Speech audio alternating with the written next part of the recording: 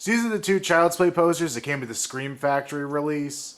And yeah, I went out and got them framed and stuck them up here on my wall. Yeah, I think they work. I mean, if you come over here, I've got some other horror posters on this wall, so it kind of ties in, I guess. Another unboxing, continuing the same old obsession that you've seen in the last few unboxings. Alright, now I got that mostly open. And there we go, the Halloween H2O mask from Trick or Treat Studios. So that is another piece down for the collection. This one's pretty cool looking. They did two different versions, one based on the one that's seen more in the film, which is this one. And there's one I think was only really left in the film in like the wide shots. I've heard it called the Brat mask. It's a little different. It's kind of more of a pug nose to it. I like this design better. I mean, to me, it's more classic Michael Myers. The other one is a lot more distinctive, though. I will give it that. But yeah, I'll have to get this thing on a wig head, and I've been watching some tutorials on actually styling the hair on these, because obviously all of them are in grave need of it. Instead of putting it on a wig head, I could do this, except this looks ridiculous because it's pretty tight, and this audio is probably not that usable anyway. But yeah, that's how it looks on my fat head. So I picked these up at World Market. They're Bride of Frankenstein themed coasters. I think you get 4 of them, so one of each of those images in a little metal box. It's kind of cool, and it beats the coasters I already have, which suck. So I kind of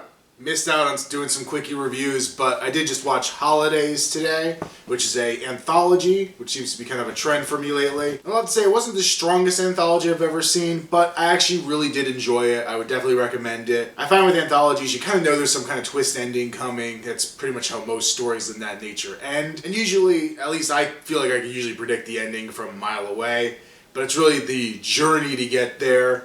If that's entertaining, then it's good, even if you could pick out what the twist is going to be. So yeah, not the greatest anthology ever, but definitely worth watching. It's on Netflix.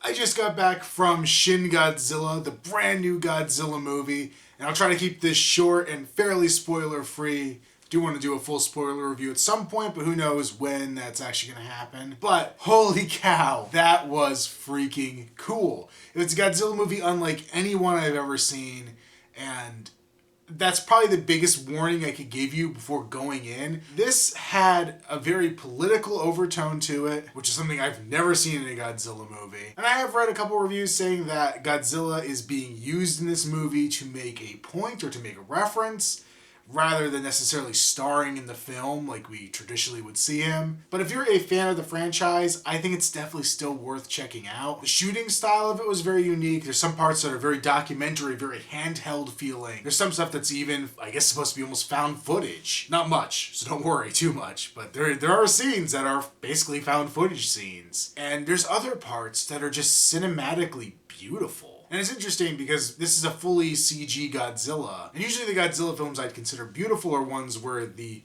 artistic influence comes from the people making the props, making the sets. But in this case, it's the computer-generated creature, the composition of the shots, the lighting, whether it be real or fake. I think there's a lot of stuff in this movie that probably went completely over my head because I think it's gonna click with Japanese audiences, and it seems to have proven that. It did very, very well in Japan. So I'm sure there's some things I just don't understand or don't get the full impact of or the full joke of, depending on what the situation is. But I'm seeing it again next week, and I'm really excited to be seeing it again next week. I'm not regretting buying that figure or pre-ordering the Monster Arts. So if you ever wanted to see what the physical manifestation of hype is, I think it may be this bright purpley pink Amazon box. I'm actually really surprised by this box because this is supposed to be from a Japanese company, I think. And it's an American Amazon box, and it wasn't from Amazon. But whatever, let's pop this open. Maybe I'm wrong. Maybe it's something completely different. But I'm pretty sure it is. Yep, it is. That is like the tightest fit of a box ever. And you can tell by the side, Godzilla Evangelion. It is, I think this is like some kind of Sega like arcade game thing you could win in Japan. but it's Rey from Evangelion hugging a little Godzilla. There were a lot of weird Godzilla Evangelion crossover things that have come out with this movie. And quite honestly, if I hadn't ordered this like so early on, I probably would have picked something different as my weird crossover item to pick up. But because this is one of the first ones announced and it was relatively cheap compared to a lot of the other ones, this wasn't very bad at all. Some of the new X Plus crossovers are going for somewhere in the $500 range, so definitely wasn't touching those, even though they're much cooler looking than this. But yeah, I was curious and I picked it up. And there she is in all of her weird... I don't know. I'm like really questioning why I even purchased this outside of just pure Godzilla hype. And I think when this came out, I was actually kind of watching some of the new Evangelion movies and buying some of those Bandai figures too. So I think it was just a perfect storm of me being interested in crap and going and buying it. I don't know. It's a nicely done little vinyl statue, but we'll see how it looks up next to the rest of my Godzilla stuff, I guess. But that aside, we got 2 more packages here, and you're probably getting tired of the contents of some of these, because yep, it's another one. I am almost done with my Myers mask collection. I'm very, very close. So this is the Trick or Treat Studios. It's technically a Halloween 2 mask, but this is the Elrod mask. And this fancy thing about this one, if I could get the head to decompress here, there we go, is that it's supposed to be much more accurate to the original mask. Now, it's the same mask in part 1 and 2, but it had been not taken care of well in between. So this is actually supposed to be from the very beginning, where you see the flashback to H1, so it's kind of how they get around the licensing rights for it, I guess. And it does look a lot more like William Shatner. And we even have the bloody hole there on the side. It's present on the version I have as well, but this one's a lot bloodier than the original, and I think the hole may actually go through, and I'm very interested to get this on a stand and get a better look at it. I may need to get a different mannequin head for this, because it's apparently a much smaller mask, and it's not fitting over this mannequin head here. Oh well, we'll try that a little later with something else. But last but not least, we have a bag from good old Fright Rags. If you're a horror fan, you probably know this company.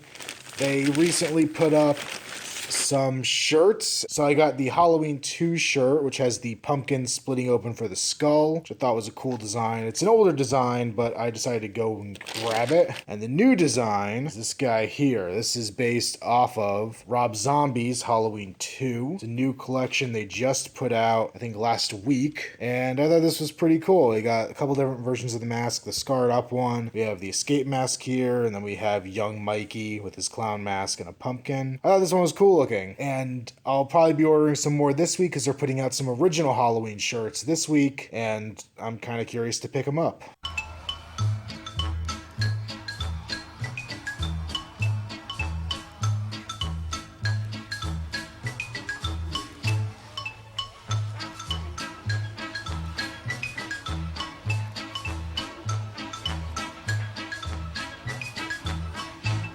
So, I wanted to talk real quick about my plans for today. This is Saturday, so the last day of this episode of the vlog. And as you may remember, last week I was supposed to go to a horror convention, and one of the people I was intending to visit while I was at that horror convention is somebody who's actually local here to Jacksonville who sells a lot of cult horror DVDs. And obviously the convention didn't happen, so I didn't get to go and buy that stuff. But he said he was going to be selling his stuff down at the flea market this weekend. He usually does set up there.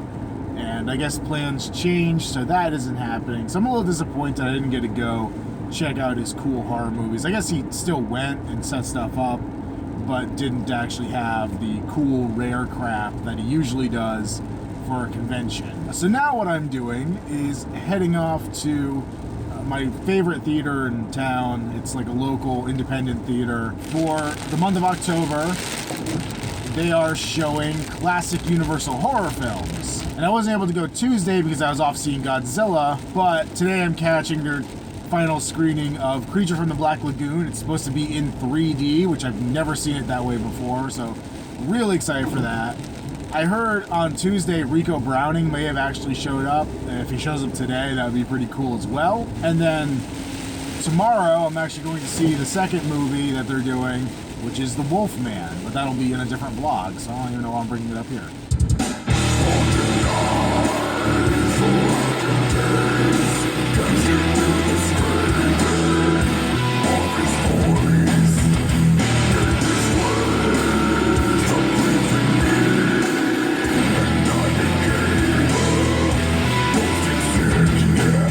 don't know if there's much more I could really say as any kind of review of Creature from the Black Lagoon. I mean, it is one of those famous Universal monster movies, and it's pretty much what you'd expect, or at least what I would expect of it. But it was really cool to be able to see it in 3D, to be able to actually get that experience, because that was something I'd never been able to do before. They actually made really good use of the 3D photography in it. I don't know if they've gone back and like post-converted it or anything after the fact, but I thought it was really enjoyable to see in 3D. And now I'm looking for some parking here because we're gonna go take a look at something else. So this fountain here was one of the shooting locations for the sequel to Creature from the Black Lagoon. Revenge of the Creature was shot here in Jacksonville, or at least parts of it were. And, well, it wasn't a fountain in the movie, it was a restaurant, I think it was called the Lobster House, and that burned down years and years ago. So they rebuilt it as this, but this is the site where the creature makes landfall here in Jacksonville. So it's kind of neat to be able to see something from like Universal horror film in person, even if it's not there anymore.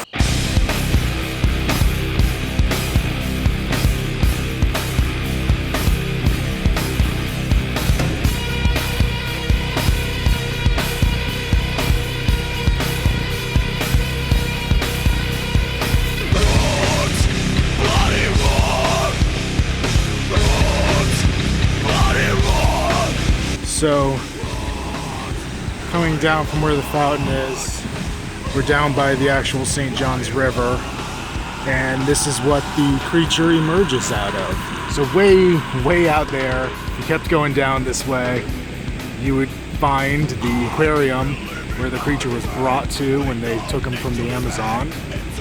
It's actually way down by St. Augustine. It's probably at least like an hour drive from here. A place called Marineland. That is still there, but apparently the part of it that they filmed for the movie has been demolished and made as a parking lot now, so even that's not still the original.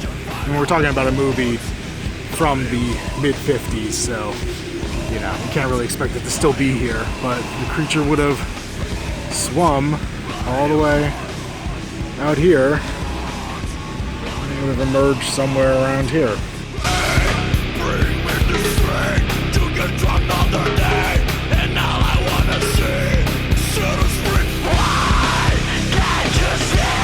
At some point, I had ambitions, and I guess I still kind of do, to have done a full-on tour of the locations from that film. I had done a lot of research a while ago. I found quite a few of them, and unfortunately I hadn't actually saved some of the sources offline and things, and now websites are gone, and I have a harder time, finding them anymore. Specifically, some of the houses that were in the film, I've actually found real estate listings for, and I assume they sold, and now they're no longer something you can find as easily. Maybe one day I'll do a full tour of all of it.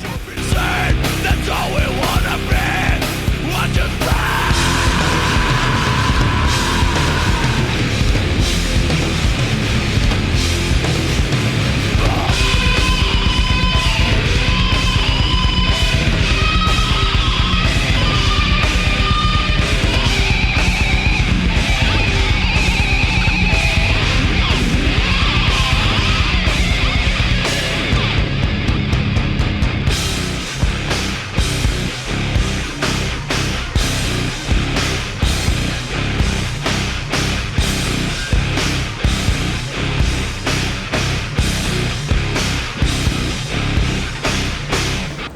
Most metal name for a museum ever.